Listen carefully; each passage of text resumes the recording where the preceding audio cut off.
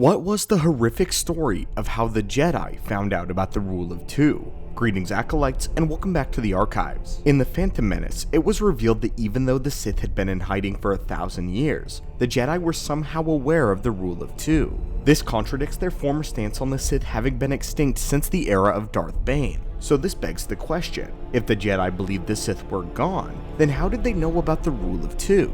This was a video we covered in our archives once before. However, we have decided to take a more in-depth analysis of exactly how they find out, why the Jedi dismissed it, and why the trail leading up to the discovery was covered with blood and death. No knowledge of the Sith ever presented itself for free, and as for the Jedi, the information regarding the Rule of Two would come at the cost of thousands of lives. So join us today as we open a holocron and recall the terrible story of how the Jedi found out about the Sith's survival plan, and then forgot about it.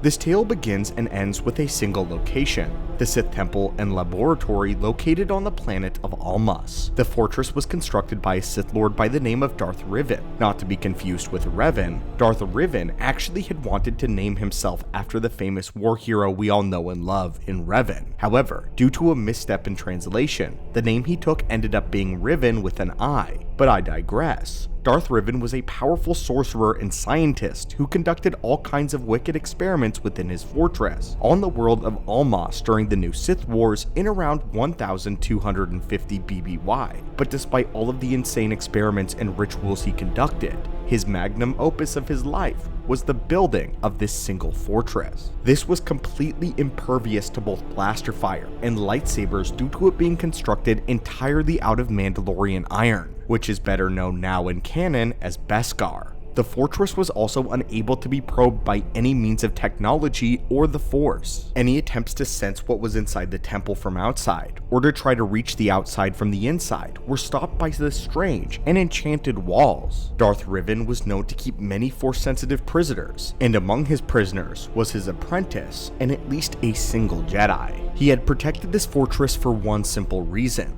all of his most valuable knowledge and treasures were within.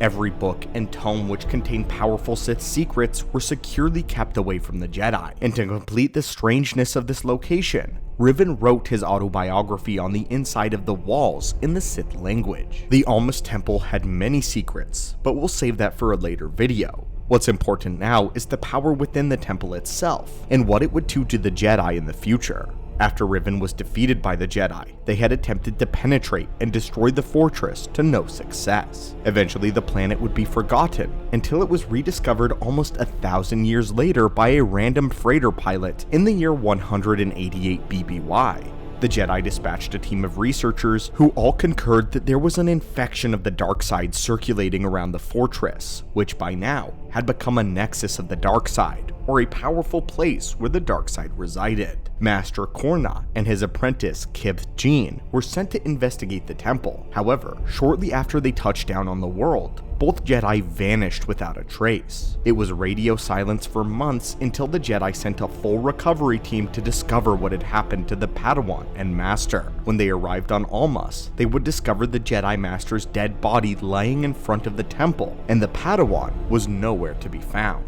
Because there were no witnesses of what happened to the Jedi, the Council sent their most powerful psychometrics in order to trace the path and reconstruct the actions of the dead and the missing Jedi. Psychometry of Force is a unique power with the Jedi. This allows them to see the past of an object through the Force, specifically though who touched it last, the events surrounding it, and what the last holder was thinking and feeling. When touching a body, the psychometrics can discern everything about the final moments, and what these Jedi learned was shocking. After the Jedi Master and Padawan landed their shuttle on the world, they walked towards the half-buried fortress. As the Master probed the area with his mind, he did not hear the dark whispers that surrounded him, but his apprentice did.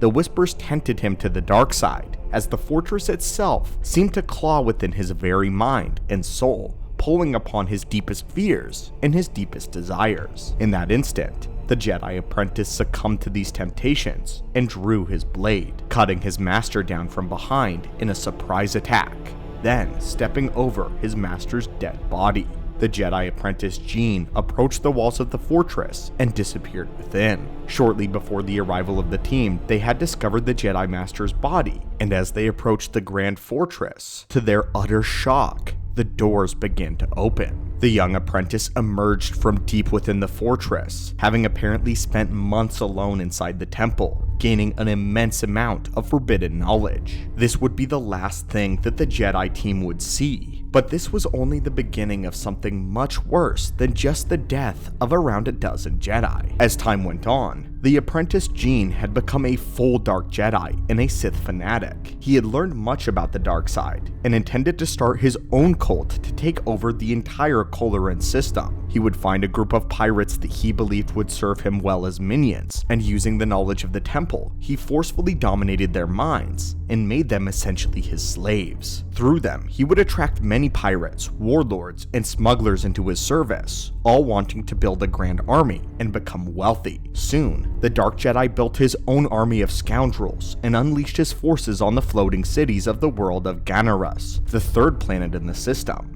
Thousands died during this attack, launching a war known as the Dark Jedi Conflict. This conflict would last for around 7 whole years, entirely charged by forbidden Darth Riven Sith knowledge. During this time, the young Dark Jedi and his mindless soldiers would work their way through the system, almost succeeding in totally dominating it. Eventually though, the Jedi would pull a clutch victory by sending 2 very clever Jedi who organized the system's oppressed inhabitants and even the trading companies into a makeshift armada army of their own. They then used the Force to locate the pirates and lure them into a deadly trap.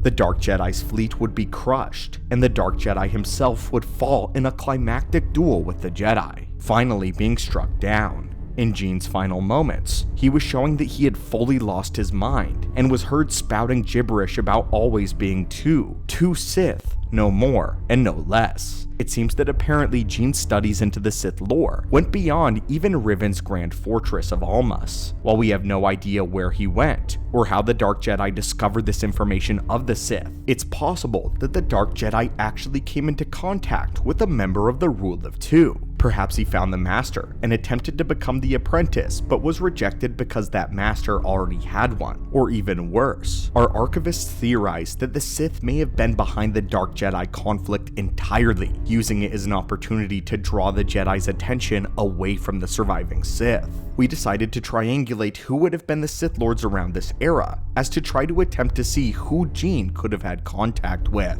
In the year 188 to 195 BBY, that would be Darth Tenebris and his Twi'lek Sith Master as reigning members of the Rule of Two. It would certainly have been during the very early days of Tenebris's training, or during the time when the two of them were developing the Anti-Force virus to unleash on the Jedi. And now knowing what the Sith were doing, we believe we have figured out exactly what happened. We believe Tenebris and his master came together to create the virus that they believed would be the fulfillment of the Rule of Two. But there was a chance the Jedi may sense something due to their precognition. Remember, this is before the veil of the dark side has fallen, so the Jedi still have a lot of clarity. So naturally, the Sith know that they will have to mask their own plans with something worse. One of them goes to the temple on Almas and activates it, allowing its dark presence to be found. Following the plan of the Sith perfectly, it corrupts the young Jedi apprentice and makes him a pure distraction to the Jedi. But what the Sith didn't plan on was the young Jedi actually managing to locate the Sith.